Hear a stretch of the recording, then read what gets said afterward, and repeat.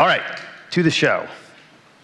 So, Philosophy for Freedom and Flourishing is the name of this conference, and there's something that we're taking for granted right in that name, right? Freedom and flourishing. These are allegedly good things, right? Otherwise we would not be here considering what is philosophy that can help us support, pursue, protect these things. So I want to talk about that assumption. Is it true that flourishing and freedom are good? Is it true that we should pursue a life of flourishing? And is it true that we should aim for a free society, that freedom is a good thing? Now notice the word should and good. These are moral terms. This is a moral question. Either it's true that we should pursue a life of flourishing and that we should establish and maintain a free society, or it's not true. Law of excluded middle, it's one or the other. So if it is true, then it would be really helpful to understand why it's true. Because then we have psychological confidence in our pursuit of flourishing. We know we're doing the right thing. We can defend the idea that we're pursuing flourishing. Likewise for freedom. If we know that we should be free, that's a moral fact that we should be free, then we have a whole lot more confidence in our efforts to establish and maintain freedom. There's a big difference here between knowing and not knowing whether there is a science underlying these things, whether there is fact and logic in support of these ideas. Now we're here, a large audience of 220 people roughly, and we have different levels of knowledge about these ideas. So I want to point out that we're here to learn regardless of our stage of knowledge. The idea is to sharpen your mind, right? One of the taglines is sharpen your mind, fuel your soul, excel in life, fight for liberty. That's what we're here to do. And so if you know a lot of what I'm going to cover today and what some of the other speakers are going to cover, that's fine, because when you hear it again from another perspective, you just fortify your knowledge, you deepen your understanding, you broaden the context in which you can both understand and convey these ideas to others. So bear with me and the other speakers if we cover ground that you're somewhat familiar with. And those of you who are new, I think that all of the speakers will be speaking at a level that speaks to you as well. So I don't think anything's going to be going over any newbies' heads, so to speak. So back to freedom and flourishing. I want to start by talking about what these things are, because we can't determine whether there are facts and logic to support them until we know what they are. And then I want to talk about the cultural context in which we ask this question. What is the general idea about these two things within which we start to investigate whether there's a science here? So we'll start with flourishing. What is this thing? Well, by flourishing, we mean, and I'm not going to try to give a definition, I want to give a description. By flourishing, we tend to mean a life where you are growing and learning and engaging in activities that make your life the best life it can be. Flourishing is a process. It's a process of pursuing and gaining the values that make your life wonderful.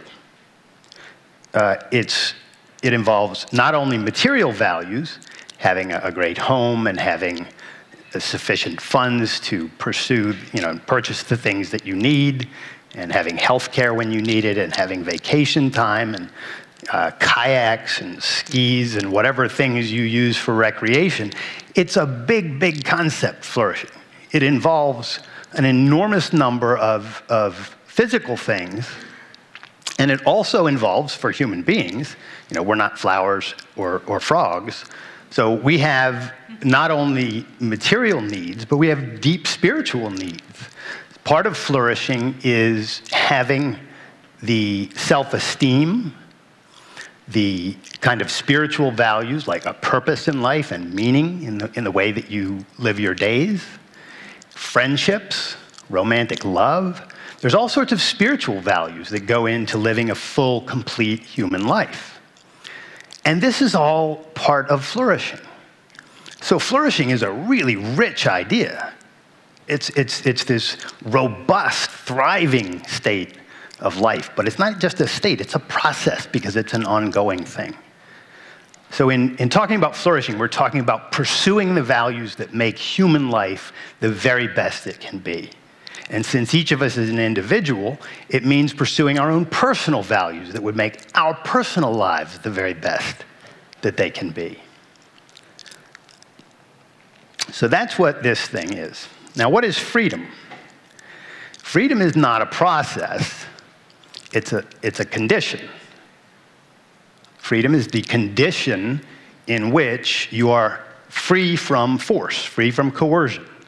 It means nobody's pointing a gun at your head and telling you you must do this. It means no one is strapping you to a tree or throwing you into a concentration camp or telling you that you must pursue this career and you may not pursue that career, or that you must give some of your hard-earned money to people who didn't earn that money. So freedom is the absence of physical force. It's the absence of coercion. If somebody points a gun to my head and tells me that I must do such and such, I'm not free in that moment. If I'm living under a government that is dictating everything I must do, as the people in North Korea and Venezuela are suffering today, and Iran, this is not freedom, so this is force. Freedom and force it's a perceptual level distinction here. As Ayn Rand once put it, it's the difference between a punch in the face and a not punch in the face, right? So there's a fairly clear concept here. Freedom is the absence of force, and what freedom enables you to do, incidentally, is to pursue a life of flourishing, right? So if you're free, if you're not being forced by anybody to act against your judgment or to act against the goals that you want to pursue, then you're able to pursue a life of flourishing. So that's the relationship between these two values. One is a process, the other is a condition that makes that process possible. So that's what these things are in essence, and none of this is too new, but I just wanted to get a clear statement of what these are on the table. Now, what is the context in which we look at these in today's world? Specifically, what's the moral context? What does the conventional, traditional view of morality have to say about these things? Let's take them one at a time. Flourishing. So a person is flourishing. He's doing everything he can to make his life the very best that it can be. He's pursuing values. He's trying to gain values. He's trying to grow materially and spiritually. And that's all he's trying to do, because that's what the process is.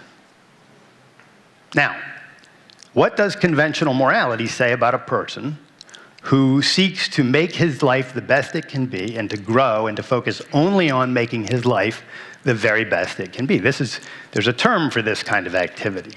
It's self-interested, or maybe selfishness, some people call it. So what does conventional morality say about this? I've got water up here somewhere. Give me 1 second. Before I dive into what conventional morality says about this, I have to wet the whistle. Well, let's look at it. So, traditional morality is the idea that being moral consists in self-sacrificially serving others, or selflessly serving others.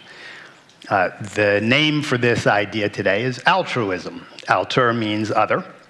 Altruism means otherism.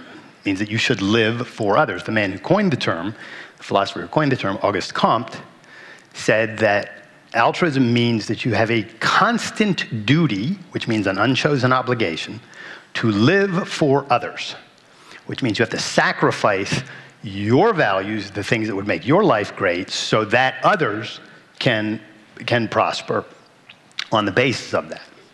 So it's about sacrifice, the idea that sacrifice is good and self-interest is bad.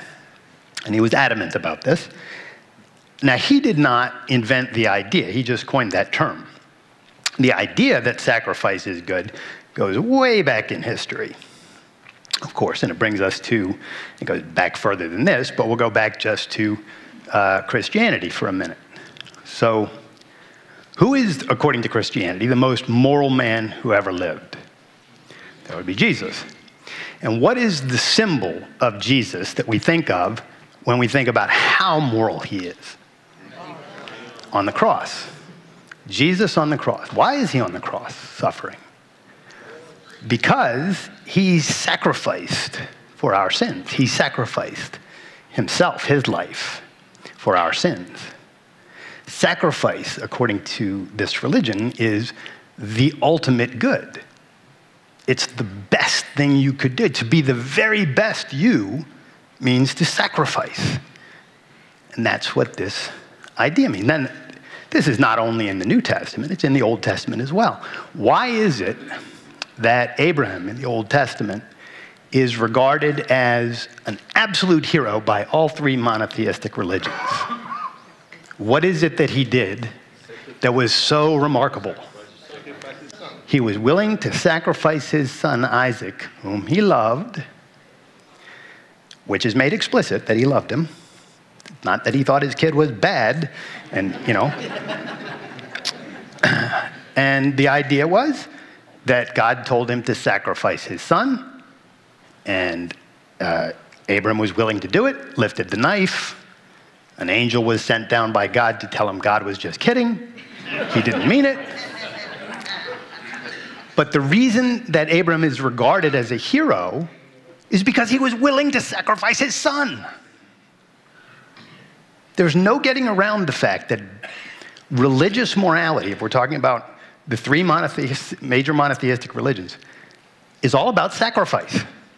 That's what the good is, according to that. So this is very contrary to the idea that we should flourish. There's a problem here. Now, what about the secular moralities in the mix here? So take utilitarianism. What does utilitarianism mean? This is the idea that being moral means acting for the greatest good of the greatest number. It's not about you, it's not about the individual, it's about the group. Not only a small group, but everybody, the biggest group of all. So it's another form of groupism. It's a you must sacrifice for others. If the greatest good means that you have to give up something against your will or against your better judgment or whatever, then that's what you should do. So this is another sacrificial morality, utilitarianism. What about egalitarianism? Egalitarianism is the idea that you should sacrifice for anyone who has less opportunity or less wealth than you have. The idea is to equalize. Until we have equal, everything is wrong. How do you equalize? You take from the people who have more and give it to the people who don't until everyone has the same. Someone has to sacrifice. Environmentalism, another secular version of this. What's the standard of moral value in environmentalism? Nature untouched by man. How do you live up to that standard? You sacrifice, you give up, you stop using the fuels that you need in order to live. You stop cutting down trees in order to make paper bags, et cetera, et cetera. You sacrifice, sacrifice, sacrifice. So, as we can see, there's a real issue here between the goal of flourishing and traditional morality. Now, what if there was a science that showed us that the traditional view of morality is not right? What if there were facts and logic and reality-based principles that told us that the standard of moral value is not sacrifice, but gain, and specifically gain for human beings in order to flourish? What if there was what if the whole thing just got turned upside down and the facts supported the idea that according to observation, evidence, logic, and just like physics works, or just like engineering works, or just like any other science, what if the thing was supported by facts and logic such that we could have moral certainty that pursuing a life of flourishing is what we should do? There's the should again, right? So this would be a game changer. It would not only give us the moral certainty that enables us to go after things full bore, so it would give us, we wouldn't feel guilty if we were going after a life of flourishing. We would feel good. We'd be like, oh, I'm doing the right thing. This is exactly what I should be doing. Also, existentially, it would make a difference, because then we would go after full bore after the things that make our lives great. And what would that effect be? How much better is your life if you're going 100% to pursue your values with no sacrifice, just gain good relationships with other people who want to produce and trade and flourish, etc. And that's the MO of everyone? We're all doing that? That's a different world. That's a different world. So hold that thought about is there a science here? And let's move on to freedom. What does traditional morality say about freedom? Well, if it's true that everyone should sacrifice, if that's the right thing to do, what about a society that says, hey, you can do anything you want, you can pursue your goals with your own judgment exactly the way you want to pursue them. The only thing you can't do is harm other people. But other than that, you can be as selfish and self-interested and pursue flourishing completely. Well, that's capitalism. That's the idea. That's basically selfishness being completely legalized, 100%. No one can force you not to flourish in any form or degree. Zero force, right? So that's not gonna go well with traditional morality. If you're supposed to sacrifice, if that's what being moral is, then when you get to the political level and you're trying to figure out what's the right political system, it's going to be very difficult to justify, hey, let's have a political system that legalizes self-interest and that lets everybody live without any sacrifice at all. That's not going to work. What systems would support that idea? Well, socialism. Socialism is the idea that the standard of moral values, broadly speaking, is society, hence socialism. You should live for society, sacrifice for society, and whatever society needs from you in order for that big alleged organism to flourish and thrive, you'll have to give up. So there's no individual flourishing there. Communism is essentially the same thing. The community is the standard, hence communism, and you must sacrifice for the community. What about fascism? Fasci means group. It's another groupism. You must sacrifice for the group, the state, the nation. What about theocracy? You must sacrifice for the god or for the God's spokesman on earth. Sacrifice, sacrifice, sacrifice. And if that's the right thing to do, if that's what you should do, and if everybody thinks that that's what you should do, you're going to have a society that mandates it. There's just no getting around that, one way or another, against this value. It's not for this value. It's against. But what if we could see evidence, facts, and logic that supported the idea that we should be free? That it's wrong for people to initiate force against us and stop us from acting on our judgment? What if instead of thinking that this right to freedom came either from God or from government or somehow from nature and we know not how, what if we actually did know how?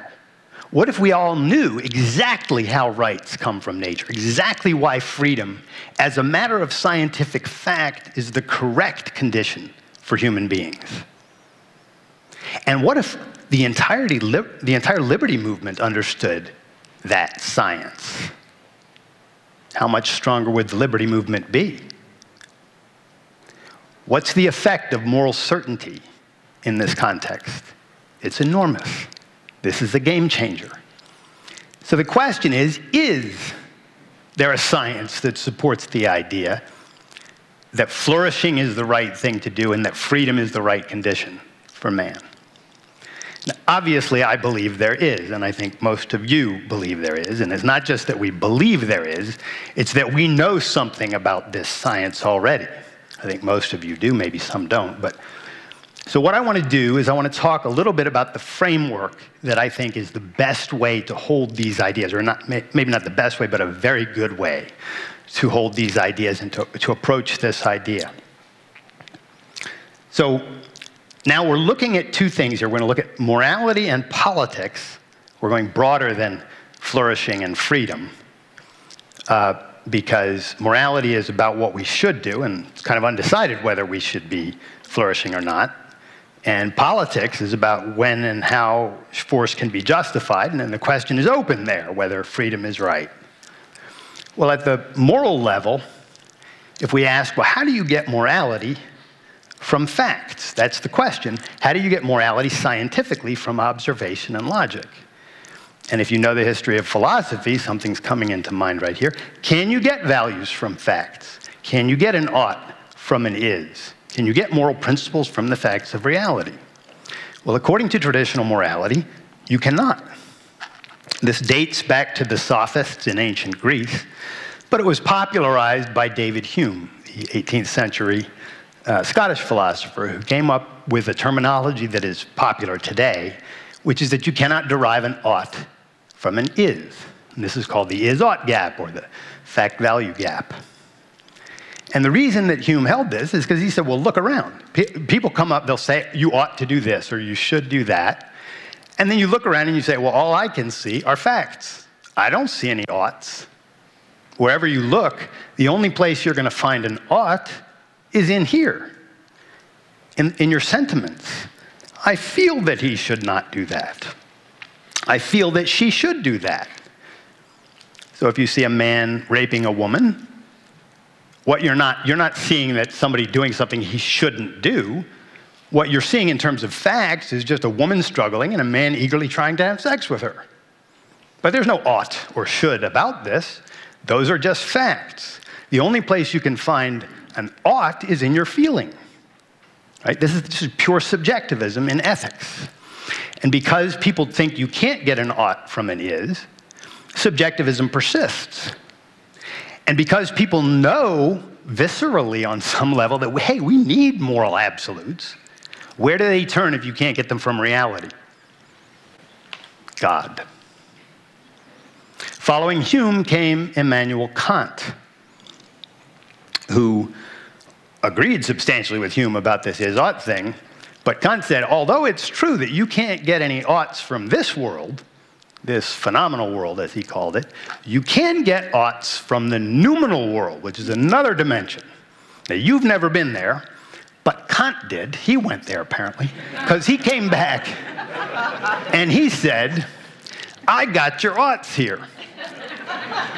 And unremarkably, the oughts that he came back with, and he has a footnote about this in one of his works on ethics, where he says, why would anyone try to come up with another moral code when we already know what's moral? The question isn't which is the right moral code. We know that. It's altruism. The question is, how do we justify it? Well, he justified it by bringing back this news. And so if that sounds a lot like another idea that where there's another dimension where morality comes from, right? So this is Christianity again, right? And Kant was Christian. And so he basically tried to secularize the Christian ethics. But what we landed with was just another version of you have to sacrifice, because the thing he brought back was conventional morality is true, and reason tells us that. It's very difficult to understand how reason tells us that, so we got to write very long books with sentences you can't read. But take my word for it, because I'm the philosopher, and it's true. So there you have it. Well, this goes on and on. Kant published his most famous book in 1776, the same year the United States was founded, a critique of pure reason. And so it was a fairly volatile time, because now you've got this guy publishing that book. You've got the founding fathers saying, hey, we think people have a right to life, liberty, and the pursuit of happiness. Well, what's the pursuit of happiness? That's flourishing. That's pretty much a synonym for flourishing. So we get a country being founded on the idea that you should be able to flourish. At the same time that we have all of these philosophies coming to a head saying, you can't do that, that's wrong.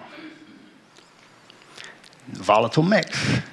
So the United States starts, and it starts out pretty good, except for the slavery problem, but then we solve that, right? We get rid of that horrific situation, and things are pretty good for a while, and then things start to go downhill. Why? Well, you're supposed to sacrifice, and people aren't really sacrificing. So we're going to pass some laws that make everybody sacrifice, and we'll fix this thing.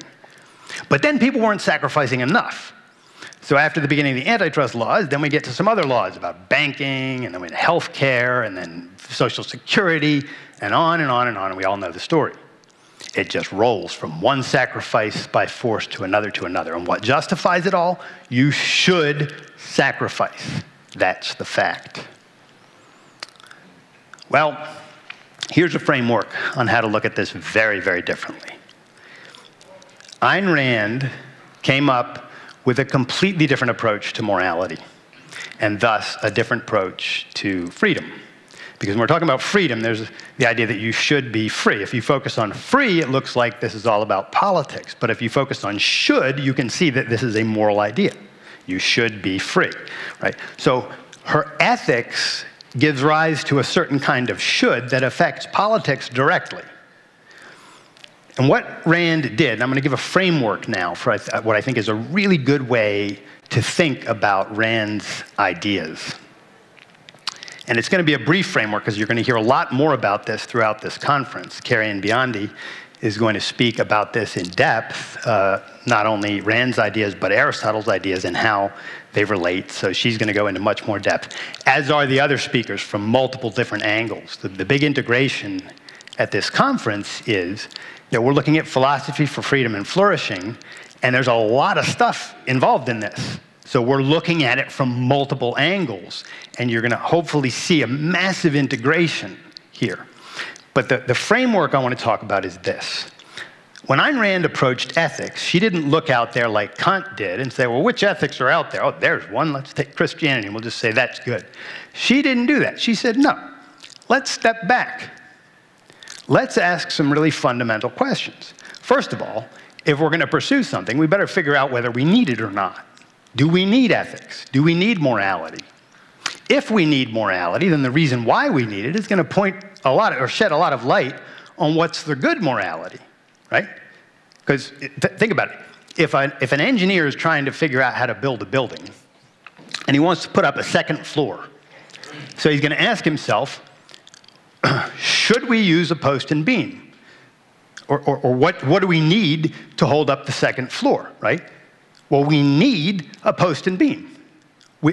Needs are part of science. You're thinking about what you need to get this thing accomplished. We need a post and beam. Well, what are we going to put the post and beam in? Well, we need a foundation, right? So if you backtrack the thinking process in engineering, you see that this is all about need. It's about what you need. Well, what do human beings need? Do we need values? Do we need morality? Rand began with these questions, and it's a scientific question. Either we need values or we don't. Either we need morality and oughts and the like, or we don't. Which is it? So she stepped back and she followed the answers to these questions and the thought processes that came up. And this is what changed entirely not only her view of ethics, but whether or not you can bridge the is-ought gap, whether or not you can get values from facts. Because as soon as you start asking this question, what are values and why does man need them, as she put it, you look out and you say, well, okay, first of all, let's get clear, what are these things? Because morality is a code of values to guide our choices and actions. The central term there is values. We better know what those are before we start figuring out whether we need a whole code of these things. There's no point in doing a code of this thing we don't need. So what are values? And then she asks, she looks around, and she sees, well, values are things that people act to gain and keep, right? The money, education, romance, a relationship with God for people who go to church. Whatever the things that people go after to gain and keep, freedom. People go after freedom. The Founding Fathers took a lot of action to gain and keep freedom, right? These are what values are. Now, do we need these things? And then Rand starts to look around and looks, being scientific, she looks around in nature and she, well, look, human beings are not the only thing that go after values. Other animals do too. Whales, tigers, antelope, frogs, birds, you name it. They're going after things. They go after values too. I wonder if they need them. Plants shoot their roots into the ground, turn their leaves toward the sky. They're pursuing values of some sort. They're going after things. Rand keeps going, and she starts to see that there's a reason that these living things pursue values. She notes that the concept of value presupposes a valuer, a thing to whom the thing is of value, and then a reason that it's of value, to whom and a for what, as she put it. A value must be a value to something, the thing pursuing the value, and it must be a value for some end. What difference does it make whether a living thing achieves its values or not? What happens if a tiger gets the antelope or misses it? What happens if the snake catches the mouse or doesn't? What happens for the mouse if it gets away? Likewise for human beings. She looked at this. This is scientific. This is looking at the facts. And what she realized is that only living things pursue values. Non-living things don't. Rocks, rivers, and hammers don't go after values. They just sit there until some outside force moves on them. But living things do. This is a self-generated, goal-directed action that living things take. Why do they do this? What's the end? What's the ultimate end they're trying to serve? And with this thought process, and I'm giving it very short shrift here because I just want to give you the framework of Rand's idea. With this thought process, she starts to realize they're all going after life. They're all trying to live.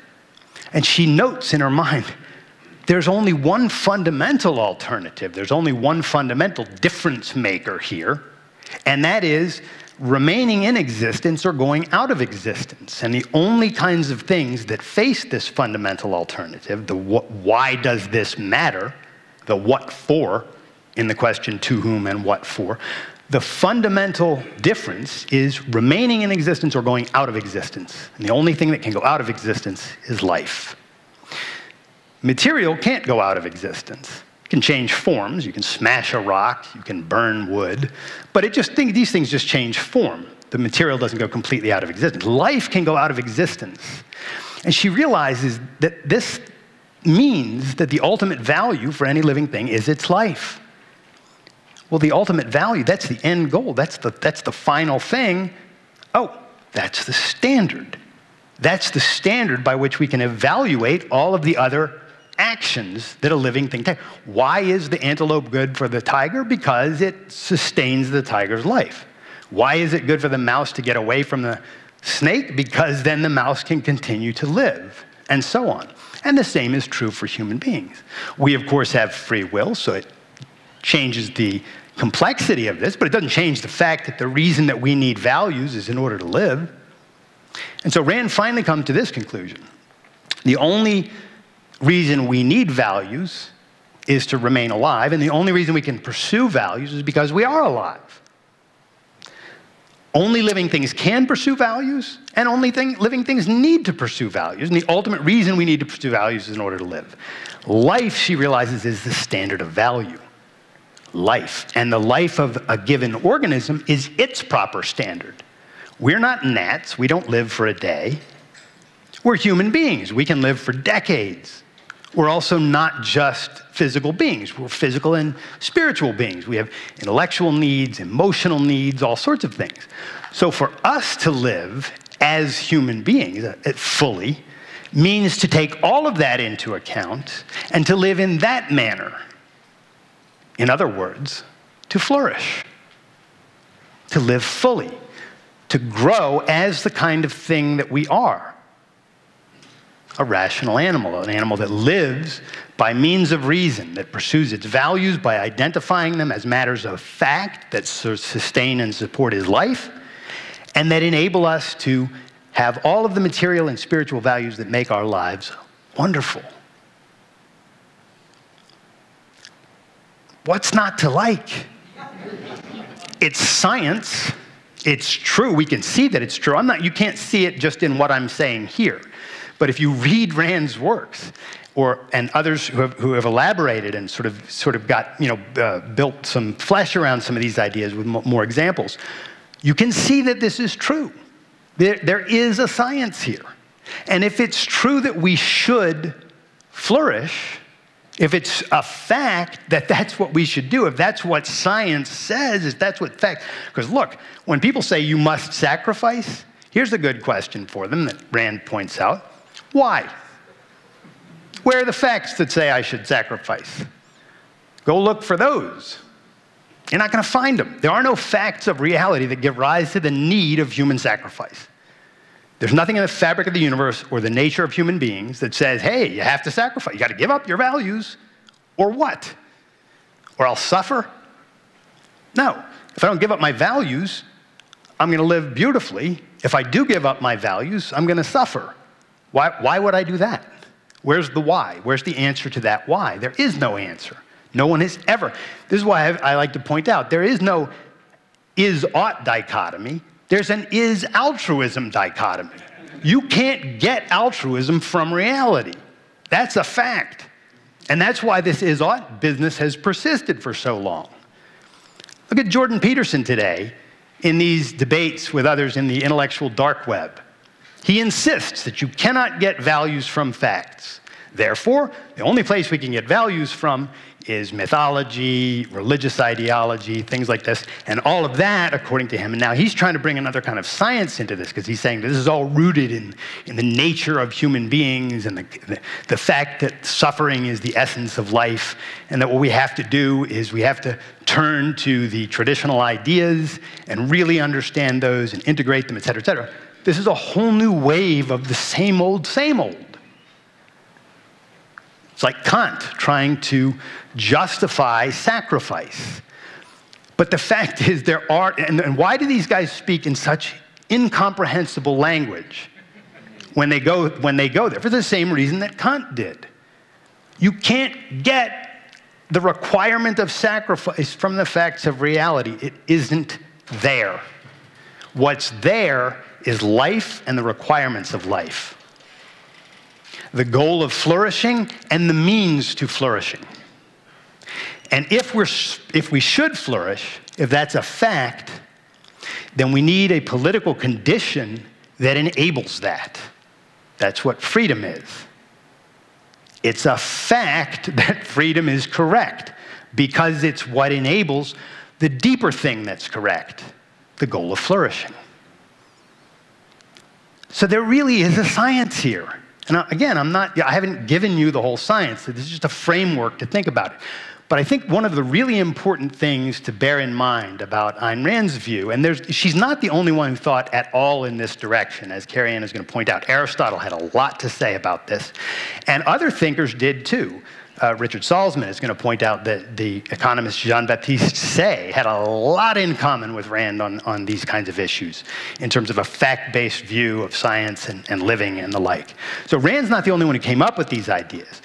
What she did is she integrated a massive amount of this stuff and put it together in a way that created an entire system that all makes sense, or at least it does to me. Whether it does to you, for anybody who's not familiar with these ideas yet, you have to decide that. Science is not something that comes down from on high. Science is something that you have to understand with your own mind. So I want to make one or two final points. While you're here at this conference, and while you're anywhere talking about philosophic ideas, bear in mind two things: what it means to understand something, and what it means for something to make sense. I like to think of the idea of understanding something as you think about this idea, and to understand it, you have to know what stands under it. Understand. If you're an engineer and you want to know why that floor is standing, You look underneath and you see, oh, there are these beams and there are these columns and they're anchored in this foundation. That's what understanding means. It means you know what is under the thing you claim to possess knowledge about. What does it mean for something to make sense? It means for the idea, the abstraction, to make it to the sensory level. All the way down to the ground, you see, oh, there are the facts. If the tiger does catch the antelope, the tiger lives. If the tiger never catches an antelope, the tiger dies. We're at the perceptual level. Likewise with a plant. Plant gets water and sunlight, lives. Plant not get water, sunlight, die. Right? So all of this is anchored in perceptual reality, but unless you can see that it is, unless you see that it makes sense, you should not accept it. There's a beautiful fact about reality-based philosophies, whether it's Aristotelian or Ayn Rand or anybody in that area, which is this. These are the only philosophies that say, if you don't understand something, you shouldn't accept it. If it doesn't make sense to you, you shouldn't accept it. It would be a vice to accept it. It would be wrong. It would be morally wrong to accept an idea if you don't understand it. And this is really crucial, especially for you younger folks, and you're getting into these ideas, and you're going to hear, if you're in college or something like that, you're going to hear multiple different ideas. And some of them are going to sound pretty crazy, and then they're going to have some big conclusion. And when you're listening to Jordan Peterson and people like that, this is a really good place to keep this in mind. Either you see how it makes sense and you understand it, or you don't. Which one is it? If you don't, that's a good time to say to yourself, at the very least, I don't understand that. That doesn't make sense to me. Doesn't make sense? It doesn't make sense. Kick it out. Until maybe somebody brings some more evidence to light on the idea, and then maybe you will accept it. But it's got to make sense to you. It has to make it to the sensory level. It's got to have the framework that gives rise to and supports the idea. That's what science is. Science is precisely a body of principles about an aspect of reality that explains reality by bringing it to the perceptual level. Or you can think about science as a study of an area of life with that as the goal, trying to understand it. You can think of it either way, but that's essentially what science is. So whether or not morality is a science, and then again, whether or not freedom is properly the thing that the political condition that we should have, this is just a matter of fact, one way or the other. And we should strive to understand for ourselves rather than have somebody tell you the way it is, and you're just like, which nobody in here is going to do that, but so many people. And they do because they're raised to do it. You go to Sunday school, you're told the Bible is true, but it doesn't make sense, but you're supposed to accept it anyway. So when people are raised with this, and it's not just there, things like environmentalism or egalitarianism or utilitarianism, the secular versions of this stuff are just as bad. You're supposed to accept it because somebody standing up on the stage or somebody with some kind of a title told you it's true. Well, that's nonsense. Exactly nonsense. Literal nonsense, meaning it doesn't make it to the sensory level. If it doesn't make it to the sensory level, it's not true. It's that simple.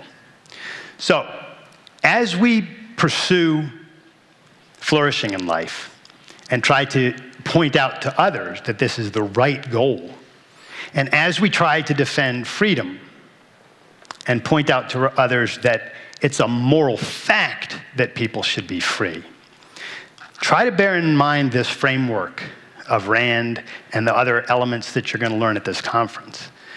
The question of, do we need this thing or not? And if so, why? Because that's the thing, this is the linchpin of the whole scientific issue. And if people say, well, you're bringing in human needs, so it can't be a science, remind them of engineering. Why do we need this stuff under the third floor and the second floor and the first floor and into the foundation? Needs are not, science does not exclude needs. In fact, no science would exist if human beings didn't need knowledge. All sciences are based on needs. I could go on at length about that.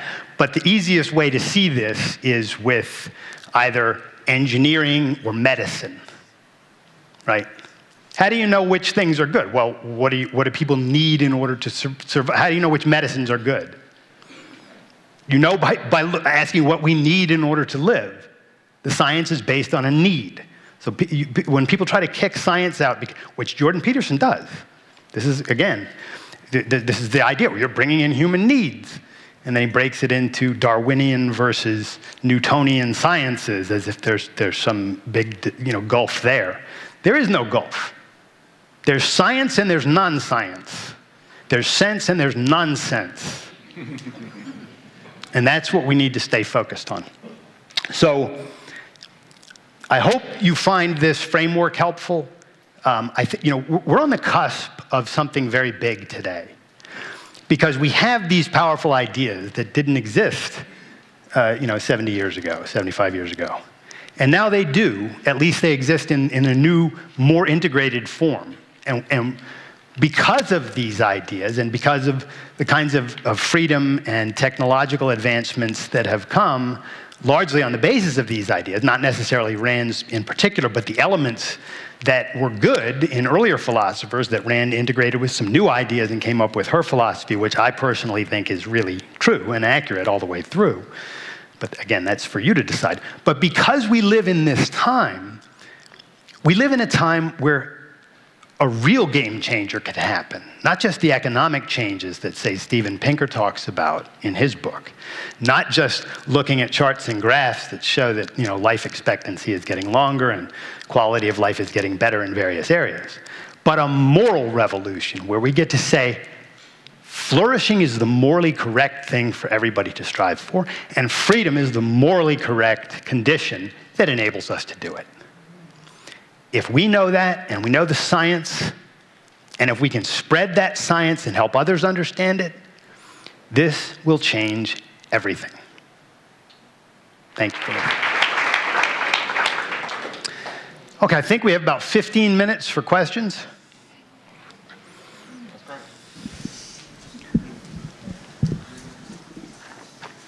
Good. Good luck. Hi, thank you for the talk. Hello, Gina. So what do you say to the people who say, yes, we agree that life is the standard of value, but this poor man's life and this orphan child's life, we care about that too, and that's why you should sacrifice? Very good question. So the question, just to make sure everybody heard, is if life is the standard of value and we see a poor person or somebody who's really down and out and not thriving for some reason, what do you say about him if we're not supposed to sacrifice for him?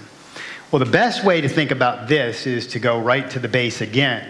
What is it that this person lacks that he needs? Values. He needs values. He needs food, clothing, shelter. He needs self-esteem. He needs purpose. He needs all sorts of values. That's why he's down there, because he doesn't have those things. If he had those things, he'd be up here with us, right? He'd be enjoying. So how does somebody get those things? Is the only way to get them for me to take them from him and give them to him? No. We don't live in a zero-sum world. Value is created. Richard Salzman's going to talk a lot about this with Say's law. How do you have marketplace power? You create values. If you create something, let's say the guy who's down and out goes to the local hardware store, knocks on the window and says, hey, your windows are dirty. I'll tell you what. I need some money. You have dirty windows. If you let me use that Windex and that rag over there, I'll clean your windows. I'll reimburse you for the Windex and the rag use, and then you pay me some money. If I don't do a good job, you can say nay, right? And the guy said, okay, that sounds like a good deal. Clean the windows. Does a good job cleaning the windows. Now he's created a value. What does he get for it? Value in return. What people need who don't have values is they need knowledge about what values are and how you get them, and they need freedom so that they can achieve them. Now, what happens if instead the left-leaning people or the sort of control-minded come along and they say, no, we want to control the producers and make them give the values to the non-producers or whatever? Well, If you control the producers, you stop them from acting on their judgment. Their judgment is precisely what made them producers. So then all of the wealth production comes down. They have less to give in terms of charity or knowledge or education or whatever, which they might have been able to help this guy with. Now they've got to struggle with other things that they didn't have to struggle with when they had lots of money and they were free. And this guy gets nothing. He's not going to get education. There won't be a hardware store for him to wash windows of, et cetera, et cetera. This is not theory. Look at Venezuela. Look at North Korea. None of this is theory. This is, I mean, it's theory too, but it's theory based on observation. So what poor people need is not for wealthier people to be forced to give them stuff. What poor and down and out people need is they need knowledge, they need education, they need for people to give them real education, not the crap that's given in US schools today, real education about how you live, what values are and how to get them, and then they need freedom. Because the people who are unable rely precisely on the people who are able. And if you cripple the people who are able, you bring everybody down, which is the goal of egalitarianism. So, a very good question, thank you. Jack. About 15 minutes into this speech, I realized he's not looking at anything. He's not reading anything. It's coming out of his head straight. And I think it was a terrific speech. Well, thank you very much. I appreciate that. Thank you. How do you respond to the attempts by, let's say, progressives to redefine freedom by saying necessitous men are not free men? Okay, so the idea that a person in need is not free, that kind of thing, yeah. So there's this effort on, not just on the word freedom, but on many important concepts. Take any crucial concept in philosophy or morality in particular, and there's an assault by somebody trying to change the actual meaning of that thing. So they put social in front of justice, and then then there's no justice in there anymore, et cetera, et cetera. And freedom is certainly one of these words that is attacked. It is a difficult question to answer because it really depends on the honesty of the person that you're dealing with. I mean, if you're dealing with somebody who you think is honest, you can say, well, look, forget about what freedom is supposed to mean right now. If I punch you and kick you to the ground and put my knee on you and tie your hands behind your back and then strap you to a tree and say, try to live, what's the problem here for you? Can you live? Right? No, you can't. So you go, why can't you live? What's the condition that changed? You were able to live a few minutes ago, now you're not. What happened? What's the difference that makes the difference? And you have to bring people down to sort of the perceptual level on this and then say, okay, do we need a concept to distinguish between this earlier condition and this new condition? Well, that's the very distinction that gives rise to the need of the concept of freedom. And so let's keep our concepts tied to the facts that give rise to the need of the concept. If somebody wants to say that a person in need isn't free, you can say, well, wait a minute. I need more money. Are you telling me I'm not free? I have lots of needs. I could say, and does that mean I'm not free? It's ridiculous. It doesn't make any sense. We have other concepts for people in need. Right? And let's stick with those. So if I need more money, that means that I need to think more clearly or better or longer or in another way about how I might earn money, and then I need to take actions to get it. So you might say I have economic education that I need. There's a need of economic education, but there's no lack of freedom there. Freedom has to be tied to the actual facts that give rise to the need of the concept, and some people aren't honest.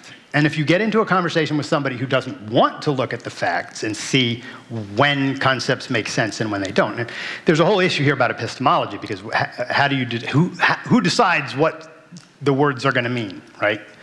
And this is another science, incidentally, which Ayn Rand also answered. So how do we define terms correctly, and how do we know that they're defined correctly? And deeper than that, how are concepts formed and all? There's another science there that's equally clear to the one that we're talking about here at the moral level. So we have to know those, or it's very helpful for us to know those so that we can convey things, and then you have to be careful that you don't get into conversations with people who don't want to get to the truth. Because if they don't want to get to the truth, then there's no point in staying in the conversation. Unless you're talking to them and other people are listening and you're trying to establish help other people to hear this conversation and profit from it. But don't stay in a conversation with somebody who's not interested in the truth or honesty. David. Hi, Craig. Rand has described capitalism as a social system. Is that true? Yes. Okay.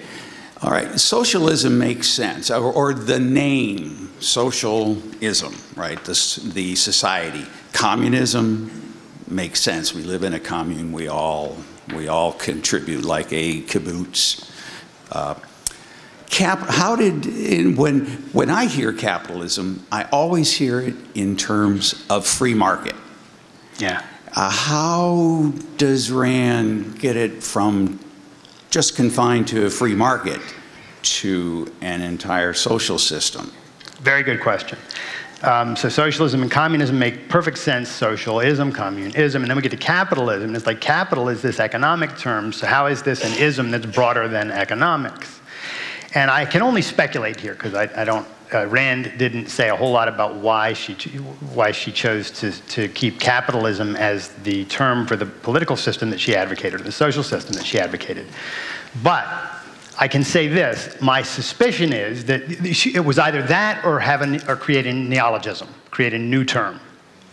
But the Marxists had come up with this term, capitalism, to try to use it against us. And I think Rand thought a couple things. First of all, it does point to economics, and it points to producers who are very, very important in both Ayn Rand's philosophy and in Jean-Baptiste Say's philosophy and in any philosophy that's advocating flourishing. Because you have to produce values or you don't have values, right? So there's a huge issue here with the importance of production and the capital, meaning the savings that can go into production.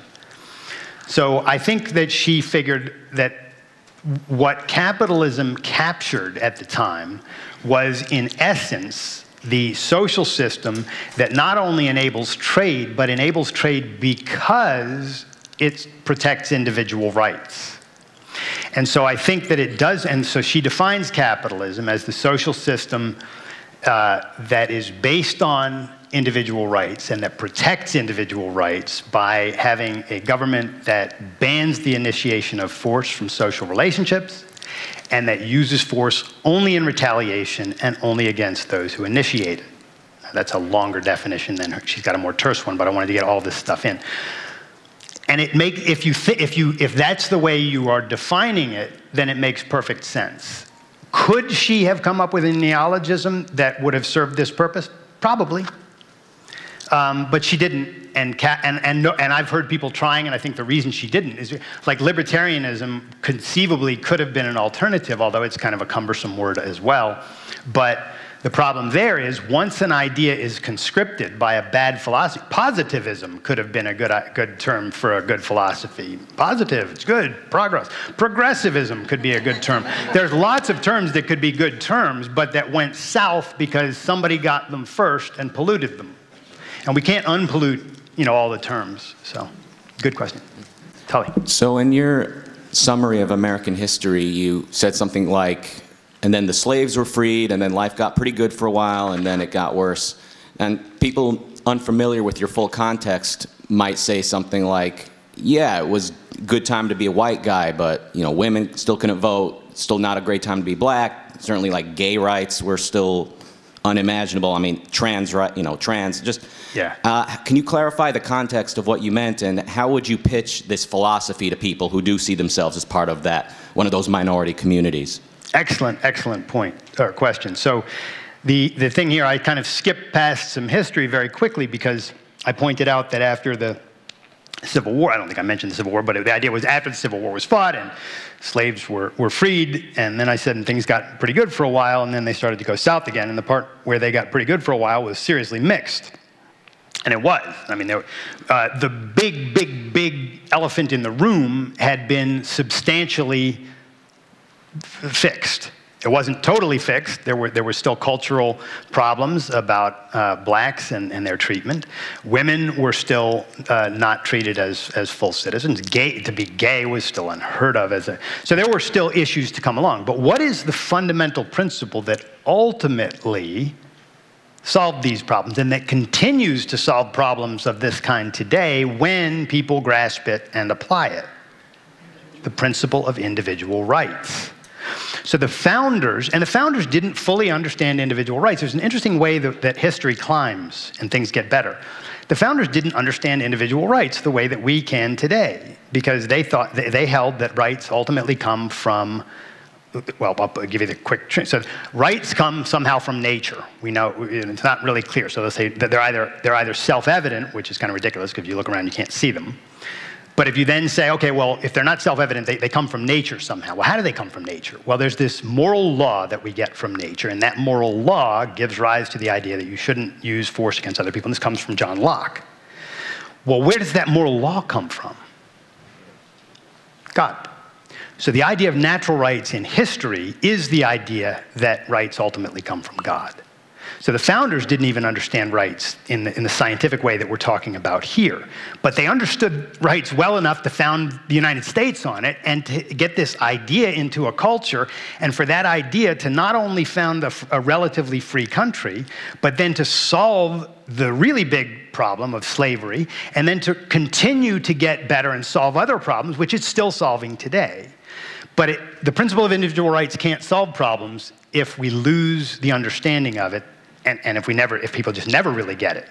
Because here's the thing, you'll hear from various people, Jeremy Bentham, the utilitarians, say that the idea of rights is nonsense upon stilts. Why? Because you can't see them. Point them out. Where are they? Cut me open. You can't find rights in there. They're not out there. They're behind a rock, in a crystal. Where do you get them, right? So or take Alistair McIntyre, who says the idea of rights as imprescriptible absolutes like the founders spoke of is one with witches and unicorns, he says. Why? Because there's the same amount of evidence in support of them.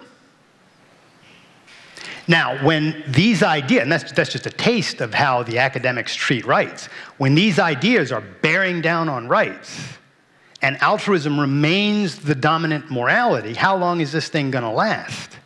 It isn't. We have to get to the science of this stuff.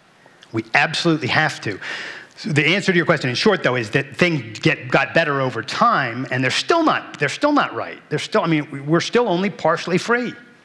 We need full freedom, and the way we get full freedom is by being scientific.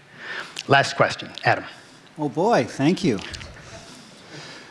When you answered the question about the poor, what I was thinking is that the poor man's life is a standard of value for him, and my life is a standard of value for me. So when do you find it more effective to use one answer versus the other? Very good question. So there are multiple ways you can address a question, like what do you do about the poor guys? And you could start with, well, let's just stick with one, let's just get one thing straight right now, which is my life belongs to me and his life belongs to him. That's a perfectly good starting point, and it kind of depends on the context of your discussion. That's a truth, and it's a fundamental truth, so it's a perfectly good starting point.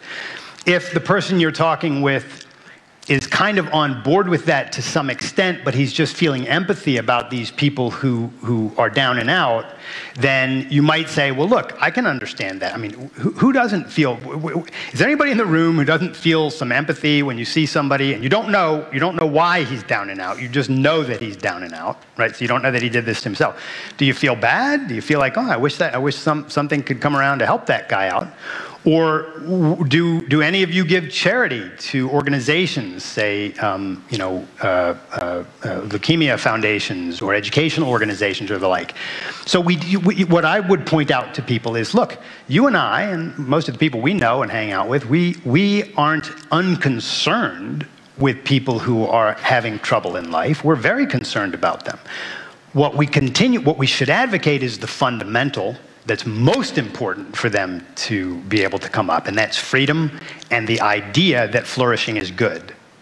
Because if they don't have even the idea that flourishing is good, why would they get off the ground, right? So the idea that flourishing is good, and then the freedom that would enable them to do that, and that would enable wealth producers to produce wealth, and thus have whatever charity might help that person. And charity is a perfectly legitimate thing, and I give to charity, and I doubt there's a person in this room that hasn't, except maybe some students, who don't give in some way or form to charity. And the reason we can do it is because we're relatively wealthy. We're not as wealthy as we should be. We're not as wealthy as we would be if we were really, really free. I didn't get to the unseen. We talked about the seen. We talked about Venezuela and North Korea and the places you can, some of the problems here. There's this huge unseen that there's so many values that we don't have today that we would have. We might have longer life expectancy. Cancers might be completely cured. Auto accidents might be just completely a thing of the past. There's so many things that a fully free society would have enabled if we had full freedom. So I think the thing to do is make sure that you're in agreement on the fundamental about you own your life, I own my life, but then also go to the empathy. I think it's good to say, hey, look, it's not like we're disconcerted or not concerned at all with people who are down and out. I feel horrible for the people in North Korea and Venezuela and Iran. Look at these people in Iran, the women taking off their scarves and dancing in the streets and then getting thrown in jail because, hey, Allah said you can't do that. I mean, it's 2018 and this is still happening on planet Earth. Why? Because it's not scientific in everybody's mind that it's wrong for that to happen, that freedom is right. So I think the context of the discussion and the person you're talking to sort of dictates this, but there's no one recipe for carrying out these discussions. It's all very contextual. So, but the point you made is also ideal. Thank you. My pleasure. Thank you all.